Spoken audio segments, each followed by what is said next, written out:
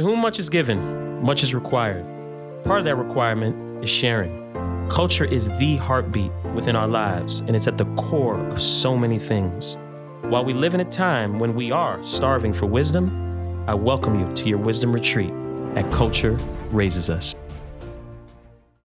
Tab and Nkere-Anyay, today's guest. Senior level music executive at BMG with over 20 plus years of experience working with the likes of the Madonnas of the world, Justin Bieber's, Mary J. Blige, Britney Spears, to name a few. Songwriter here. He is definitely what I say a creative first, and has a passion that kind of speaks to the language of making hit records. Before we have him kind of walk us through his journey, I want to start with our signature question. And when you hear culture, what does that mean to you, my friend?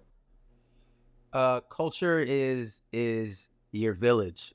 Culture is, it is the soundtrack. It is the essence. It is food. It is the energy of your culture, of your background and your village in which where you grew up. That's what I think of culture.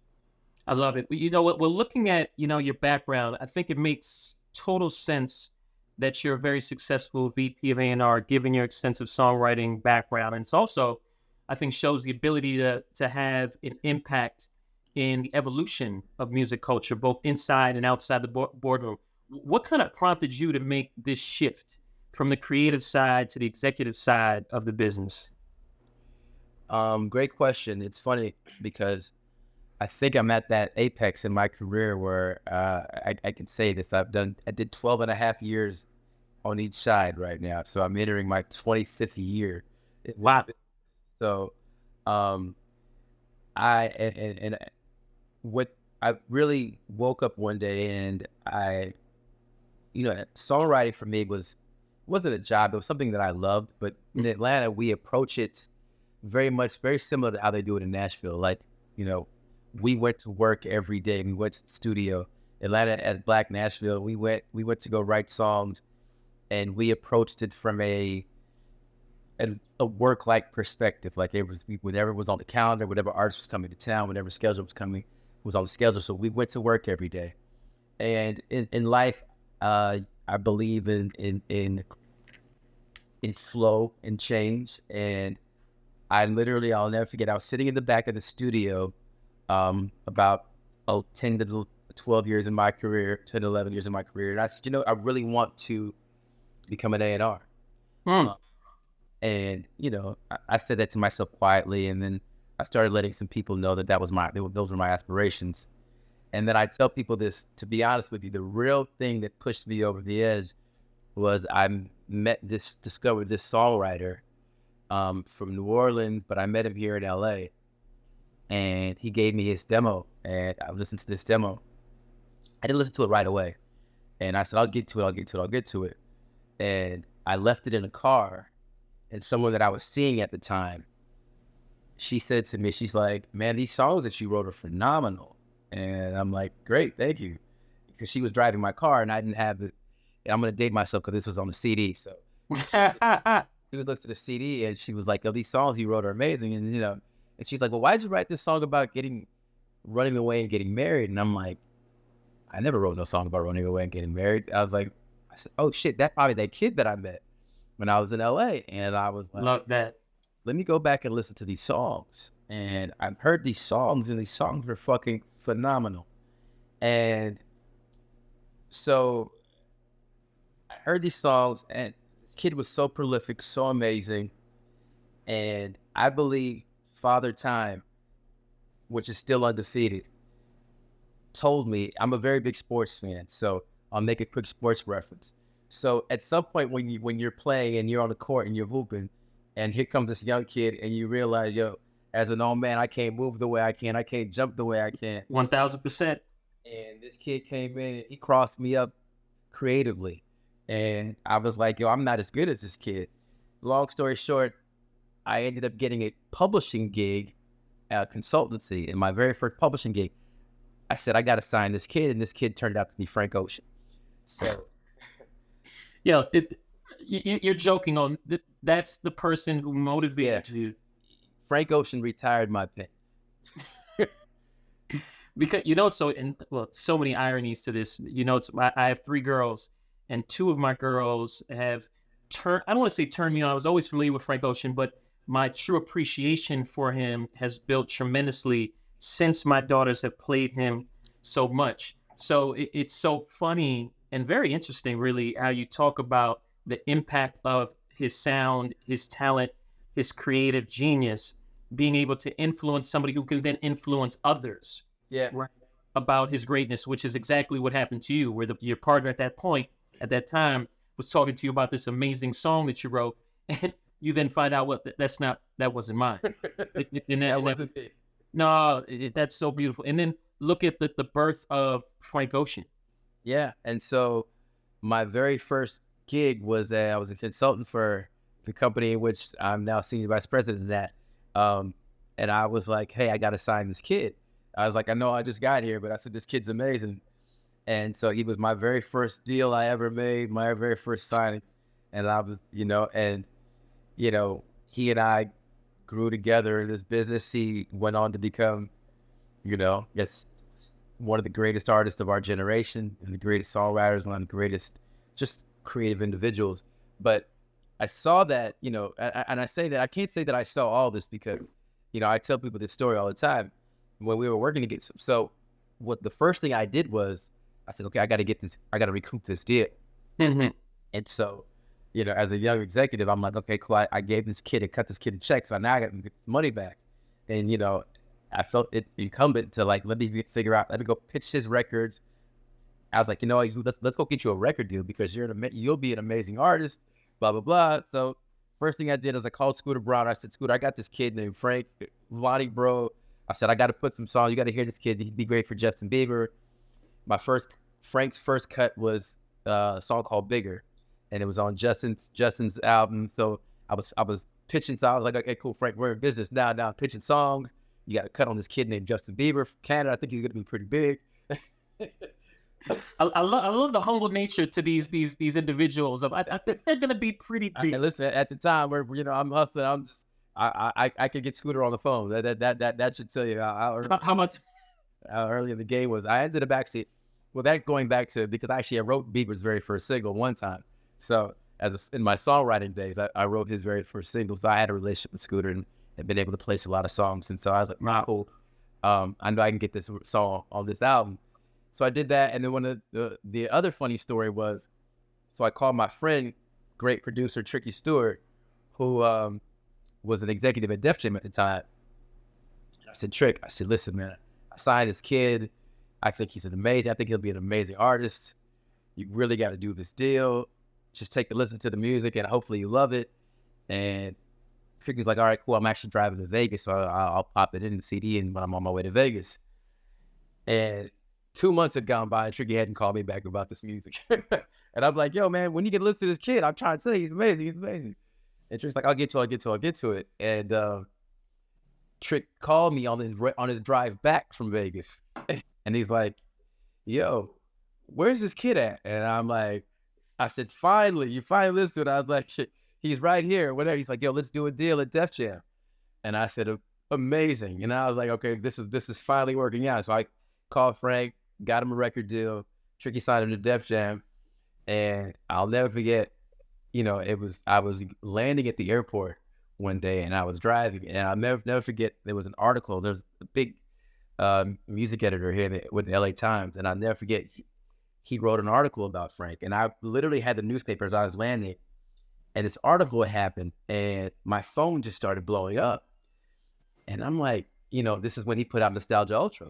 Yeah. And I'm like, yo, this is fucking crazy. I said, yo, bro, I think people love you. I think this shit is about to happen. And it was just, it kind of happened like that. And I'll never forget, everybody in the business was like, yo, where's this kid at that you got? Where's this kid? They were calling me, where's this kid? Where's this kid? Where's this kid? Including people at Def Jam who did not know they had him signed. Wow. That part. Yeah. So so to answer your story long-winded, I made the decision to become an executive based off me meeting a kid named Lonnie Bro / Frank Ocean. No, I love that. And another element in here is it sounds like the muscle and the desire for patience, right? Because a number of the things that you mentioned, nothing hit quote unquote immediately. Yeah. It took that patience and that discernment to let it sit, and when it was time, it was going to be, and you saw that through. And as I'm already listening to, with all the artists, labels, and companies you've worked with over the years, was there a moment where you realized just how big and instrumental this music culture was to overall culture of life? Yeah, man, I grew up on this thing, man. It's a language that I've been speaking since I was a kid, and a language that I've been listening to. And so my brother was a radio DJ at UC Santa Cruz up in the Bay, and I would always just hang out with him. He had like a midnight rotation, so I would just be like, under there with the records, be like, hey, you should try to play this, and I would just study credits and just any which way I can get close to the music. So, yeah, for me, music has just always just been a part of my culture, and it's funny. I was telling somebody the other day, literally just. We sometimes get lost in the business of it all because it's just what we do for a living. But at the core, at the core, I'm here because I love music, and it's that hasn't changed. And a lyric, a good melody, an amazing hook, still drives me to this day. Mhm. I guess that's also the beauty of doing something that you love, so it doesn't seem like work every day. Yeah. Yeah. And you were talking about your brother. So you're a first generation immigrant from South Africa, correct? Yes. And so you literally, made your way into this industry, very similar to how I see even like an Afro beats and music from the African diaspora that's kind of making this significant mark on music culture in general. What's your thoughts on the emerging, global influence that Africa is having in particular? We're just getting started. Yeah. We're just getting started. As long as I think it's important to take ownership of it. I think it's important to make sure that it doesn't lose its essence. Amapiano's been around for 4 or 5 years. People were telling me about Amapiano 4 years ago, and sending me Amapiano artists, and now you hear Amapiano in A&R meetings, and you're like, it's the gift and the curse, because great music knows no borders, right? That's right. It should be for the world. You just want to make sure that it doesn't get watered down by the world, and the essence of what it is, listen, it's what hip hop was, right? So it's we know where the home of hip hop is, and we understood how hip hop had its roots, and why it's still to this day, the voice of a lot of the unheard, what I mean? And I hope that Afrobeats, the just overall Amapiano, whatever you want to break it down to, still resonates from the continent, and that people from the continent get the credit. People from the continent are behind the music. People from the continent are behind the business decisions of the music. That's right. That's They're right. just not the creators of the music. That's right. And for me, that is very important. It sounds like it could take a learning from the journey and the history of hip hop, and because as you made the comment of taking ownership and not lose its essence, I was thinking to myself, he's definitely speaking from a place of reference.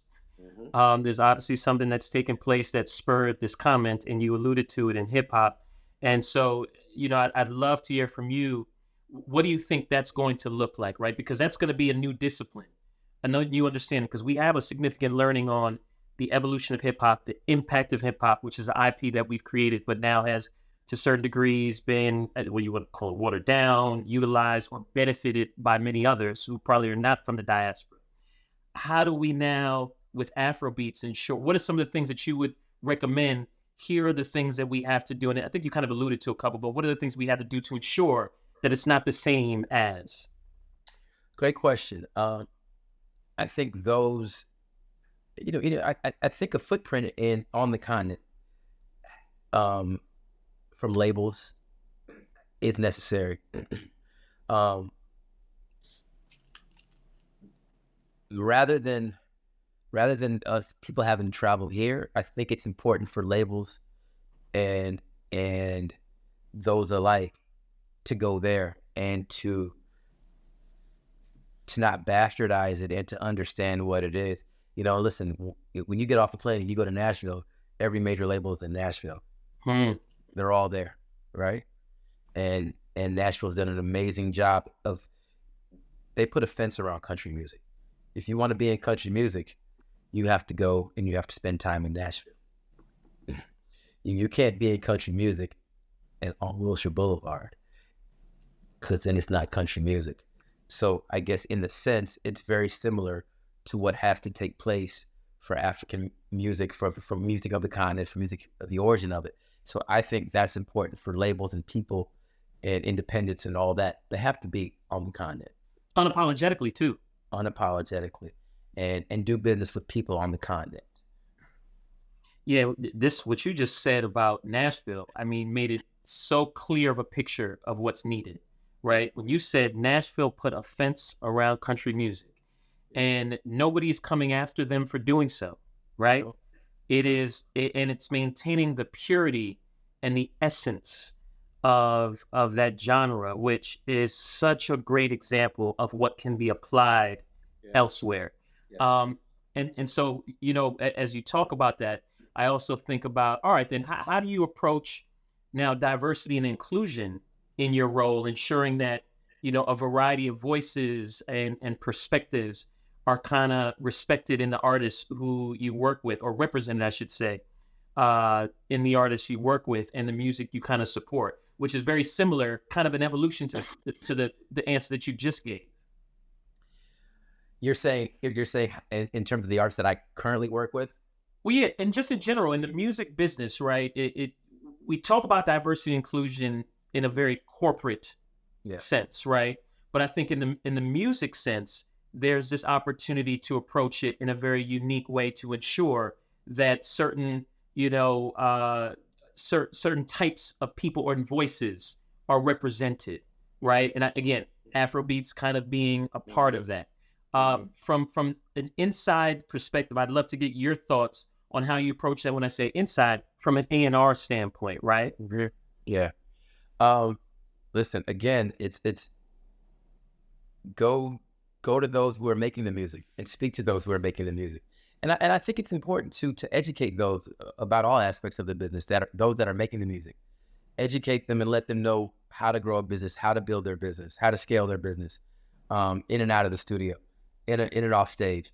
I think for me, that's one of the things that I love to do, and I feel a kinship, especially to those that are making that music. I had some conversations today with some people on the continent this morning in Johannesburg, because I'm actually taking a trip there in February. So I'm setting up meetings, and you know, last time I was there, I sat with Tebow Touch, who is the biggest DJ, and I got a chance to go spend some time with him. So you know, for me, it's about going to those people and letting them know, listen, we America is, you know, if you make it here, you make it anywhere. But at the end of the day, we're not coming without respect for what you're building. But I think it's about, to answer your question, it's a little bit about education, letting people know how to do it, how to build it. But for the most part too, like, man, a lot of these kids are doing such amazing things from a dance perspective and creating their own content. So it's just a matter of time. But yeah, I want to make sure that people understand how important ownership is. Now, ownership is a huge thing. And when you talk about ownership, I look at, you know, the recognition that also comes with it, right? And what it is that we've created within this Black community and what this has brought to the world, which is often then, you know, borrowed, appropriated, and inspired other, you know, cultures and industries. The ownership piece is a huge, huge component that I feel we have to do a better job of carving out that equity, right? And ensuring from the start, we are owning the IP that we created. And given that this culture has impacted so much, and in shaping, you know, music culture, it feels like there's a significant disparity in seeing more Black-owned record labels and things to that degree. What do you think is needed to kind of shift this greater equity and ownership conversation and balance in the industry? I won't simplify it, but I'll tell you one of the things that's needed. So, you know, I had a friend of mine who was like, Why do you want to work at a label? Why do you need people inside a label? Why do you want to work at a label? Go build your own thing. I told him, I said, listen, I said, if there's not a person inside the building that looks like me, listen, they won't understand you. That's right. That's right. The way I understand you. And at the time in which I understand you, listen, anybody can find you when you're hot. There's enough algorithms. We're all staring at the same shit, at the same data, right? But at the same time, it's like you need somebody inside of a building who speaks your language, who looks like you. It's why Latin departments are in buildings. It's because you're not going to find somebody doing regional Mexican music, and when he goes to do a label, there's going to have to be somebody inside the company that understands regional Mexican music. And it's no different to me what happens with our culture. Listen, man, Black folk need to talk to Black people inside a building. Black folks, we need to translate some things inside of a building. I've done it when I was at Def Jam for 6 years. There'd be many times when I'd be like, listen here, you want to get this deal done, this is how we have to do it, this is how you have to present it, this is how we talk about it. You need somebody inside the building.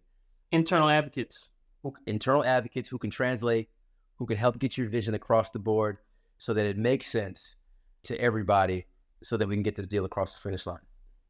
Yeah, and that approach, is very different from how many people would think to answer that question, right? We figure out ways of how to get more Black-owned labels, but we don't see the significance of ensuring that there's representation in the rooms to ensure that those opportunities can then happen, right?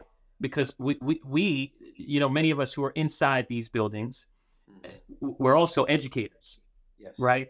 We're providing the information to those who don't live the culture, don't understand the culture, are not of the culture. But it's our jobs to educate and inform them, to bring them along so that the culture can be what the culture needs to be and the individuals within it.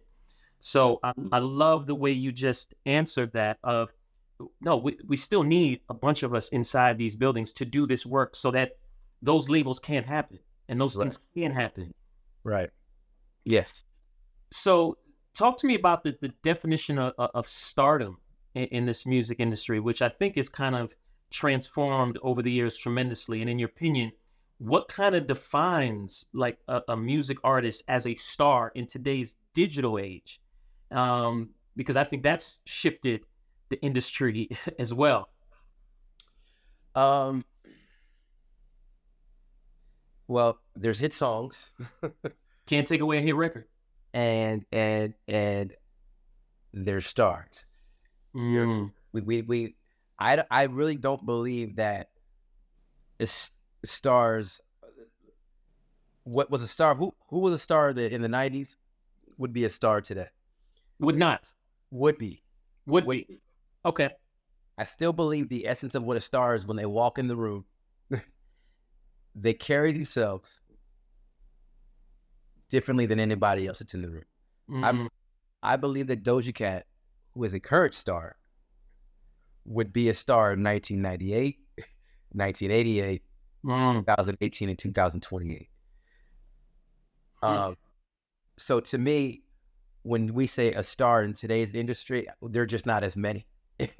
But the essence of a star hasn't changed. With Bruno Mars, why does Bruno come to mind? When you gave the analogy of somebody being a star in each kind of decade, would Bruno fall within that mix for you? 100%. Yeah, I felt that. Because when you just broke that down about Doja, I was like, wow, what other artists can you see like being a star in the 80s, 90s, maybe even the 70s? And Bruno was just like...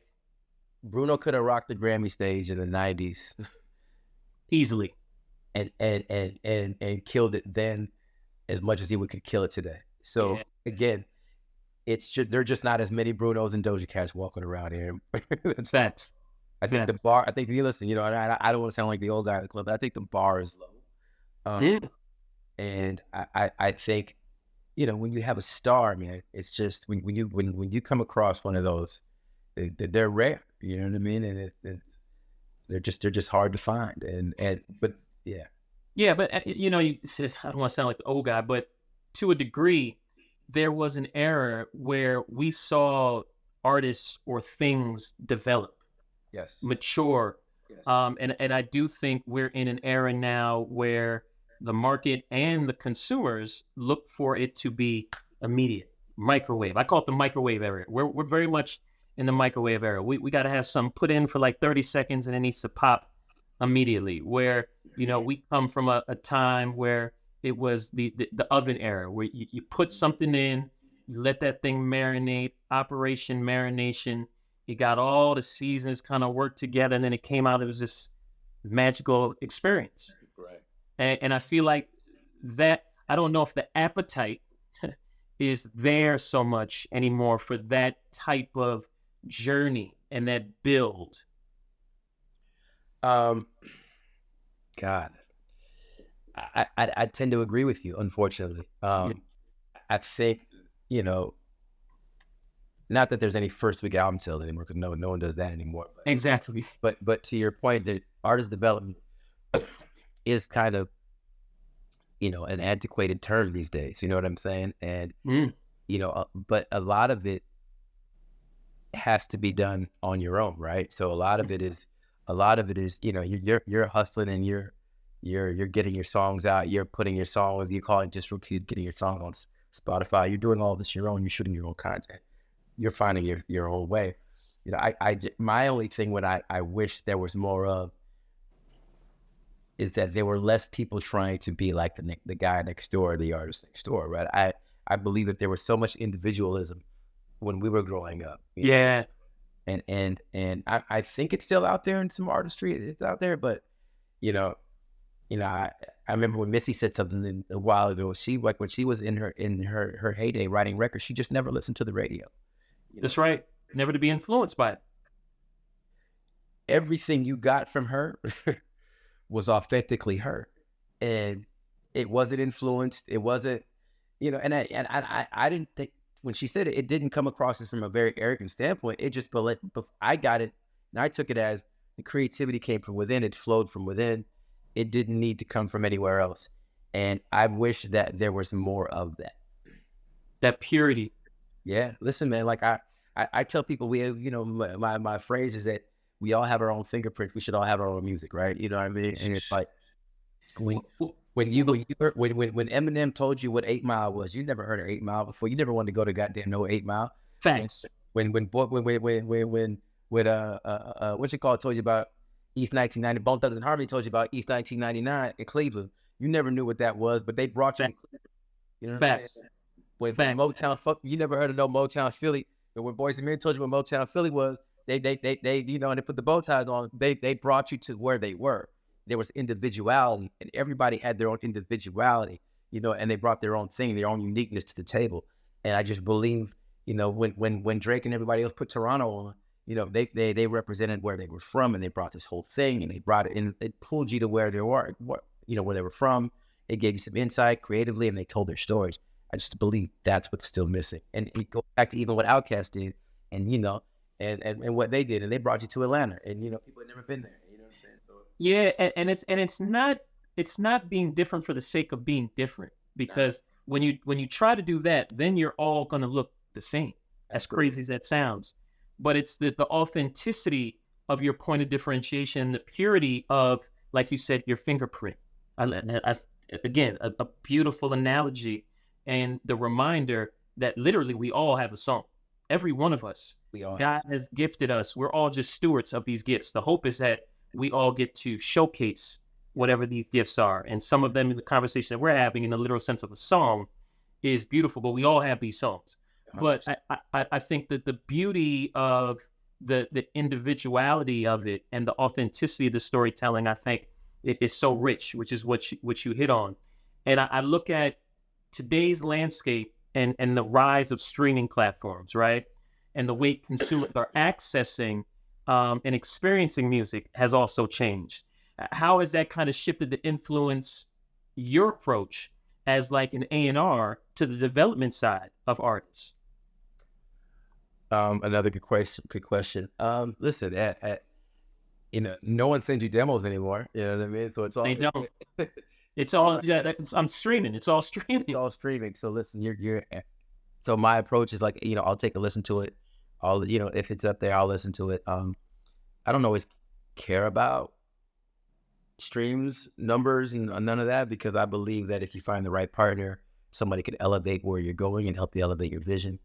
But if the songs are amazing, if the art is there, and there's a connection between the art and the artist,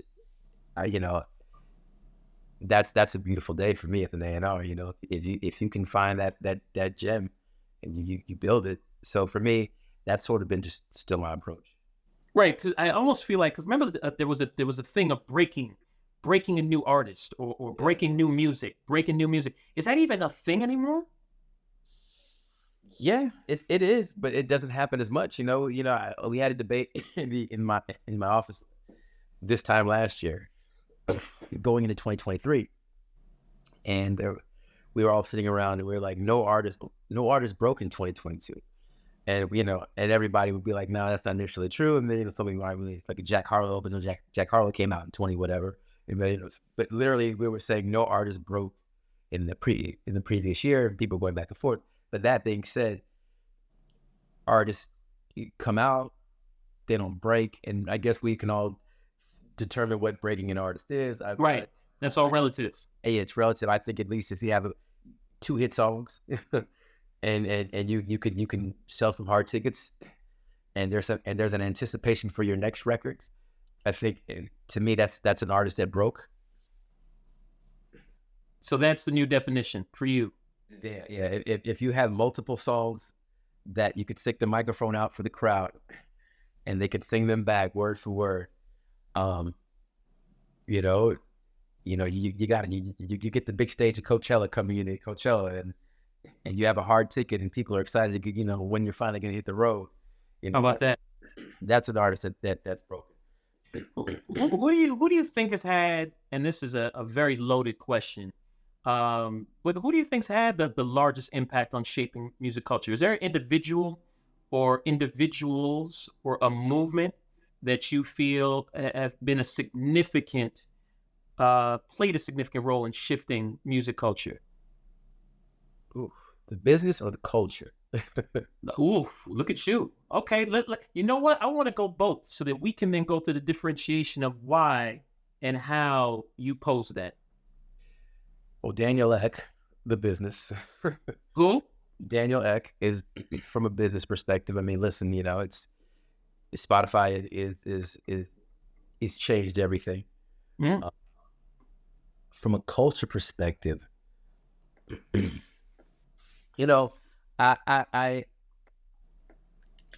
wow, it's a great question. I always tell people that from a historical standpoint, at least from my generation, L.A. Reid was very significant, and I don't always believe that people truly give him the flowers that he deserves from a perspective of what he did. And when I say what he did was he brought music to the South, right? And culturally, people, when you think about the South, you think about, okay, it's just hip hop, it's just black music. That's not true at all. Mm-hmm. Because what L.A. Reid did, L.A. Reid gave voices to people like Jermaine Dupri, who's written the biggest pop songs for Mariah Carey. He gave Tricky Stewart his very first studio, who wrote Umbrella for Rihanna. He gave Dallas Austin some of his first biggest cuts, who's gone on the right, huge records for Gwen Stefani and everybody else. He signed Pink. So when people understand, he signed Justin Bieber. So it goes, what L.A. Reid did goes far beyond. Just LaFace in urban music. Far beyond. So I genuinely believe in my generation, L.A. Reid is the most responsible for what culturally. And so now I could see why you wanted the question to be broken up into 2 pieces, because it's a significant difference of one that kind of, for lack of a better word, laid the foundation in terms of the impact of what music can be, and that's outside of just urban, i.e. L.A. Reid, to what Daniel has done with Spotify from a service that's kind of changed the way in which we consume, listen, interact with music. So now that makes total sense for me in terms of why you broke it down from the beginning. So, personal, the Tab documentary storyline of you is about to come on. We've created the documentary about you, and the opening scene to your life documentary is about to begin. What song is playing and why? Oh, Stevie Wonder, All I Do Is Think of You. No matter where I'm at, no matter how I'm feeling, the moment that song comes on, it reminds me of all good things in life. It sonically is a warm blanket. It's a sunny day, even if it's raining outside. Listen, I don't know if you saw the smile that I had when you said that song, because it brings that level of joy to me every time I hear that song. And it's funny, during... Shout out to Michael Jackson singing background. Wait, Michael's singing background on that song? That's Michael Jackson saying, All I Do Is Think of You. That's Michael. Okay, you just took that to a whole nother level for me. I had no idea of that. Yeah, excellent background.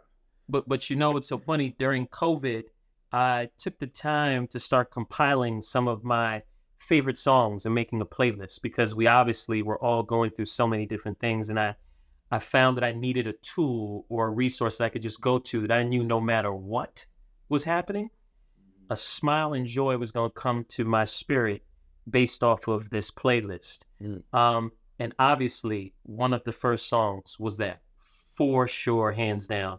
And Stevie had a ton of songs on the playlist. Yeah, it's just that joy that you just talked about. He exudes that on a number of his records. So I'm so glad that you mentioned that as the song that's going to be in the opening scene of your documentary. There you go, 1000%. I love it. Well, look, we always end these with, asking what 3 seeds you'd want to leave with the stewards of culture moving forward. And these are 3 key elements or things that you feel are going to be necessary to equip those who are going to be, shaping and molding culture as we know it moving forward, and the things that we deem so precious in our IPs. What would those 3 things be? 3 seeds of culture that I'd like to leave. Well, 3 seeds. And when we make the correlation to seeds like a farmer, right? Farmers plant these seeds, they water them, they nurture them, and then they grow into these amazing, beautiful things, or sometimes not, based off of how they're cared for. Okay. So what are the 3 things that you would impart on the stewards of culture moving forward to say, these are the 3 things I would recommend you being cognizant of and employing and activating and being cognizant of no matter what? Okay, I'd plant 1 seed, and then I'd open the package seed, and it would be individuality. Mm-hmm. And I would say, as I plant that seed of individuality, from what grows there, it should be uniquely yourself, uniquely its own thing. Plant that, fertilize it, develop it, individuality. The second thing I would plant, I'd plant a seed of global, because and the world is very big, and it's funny because I was just last summer went to a bunch of Rolling Louds. There was a Rolling Loud in Portugal. People didn't even realize that there's all these Rolling Louds that are taking place globally, and how much our music takes, is shaping everything. So. I believe it's important and I love when our artists get on planes and they realize that that there's people who don't speak the language, but they're sitting there singing your record word for word that you made in your bedroom. And the world is musically, the world is flat. It's sonically flat. And I think it's important to understand that, although you make music for your area, for your hood and your boys and your people, that there's a big world out there too. And I think and for good for artists in many ways, travel and see the world. Third thing I would plant, man, I think it would just be like, let's just treat each other well, man. Let's just treat each other well. Like, a seed of peace. And that for me, peace is everything. And I'm so glad you closed with that. And even your first one of Individuality just plays back to, when you were walking through the different artists and their impact of when, the Outcasts of the world or the Eminem of the world, and how impactful they were by kind of painting the pictures of where they were from in a very authentic way. Just imagine that we all applied that to everything that we do that comes from within you. We'd be so much more of a colorful, bright, vibrant society and culture. So I thank you for those. And I really want to thank you for this time. I did not know you personally coming into this, and obviously doing my research and figuring out tons of mutual friends and obviously the work that you've done. And I just want to applaud you for the work, but I'm more so really excited about the work that you're going to do moving forward. And I think when you talk about your affinity for maintaining the integrity of the African diaspora and the music that comes from it, right? And the way that you're kind of advising us to approach it, right? In terms of having the footprint on the continent, doing the things and empowering those who are of the culture and within the continent to ensure that we do this thing a little bit differently than what we've done in the past. And for that alone, I truly want to thank you and applaud you. Thank you, my brother. I really appreciate that, man. And I love what you guys are doing. It's so funny. I just got a call in between it. That was Tim Weatherspoon, by the way. Of course it was. We all need to get out for a round of golf. And you can tell it. Yeah, man. I want to come to Portland. It's so funny, man. Portland is a city that I've never been to. I've flown over it. I've been to Vancouver a billion times. I've been everywhere. But yes, I need to get to Portland, and I will get to Portland this coming year for sure. We'll make it happen. Well, I thank you again and look forward to building more. Let's do it. Thank you so much, man. We truly appreciate your support because it helps us fulfill our mission of promoting cultural awareness and personal development. Please click the subscribe button below to help ensure and solidify our mission.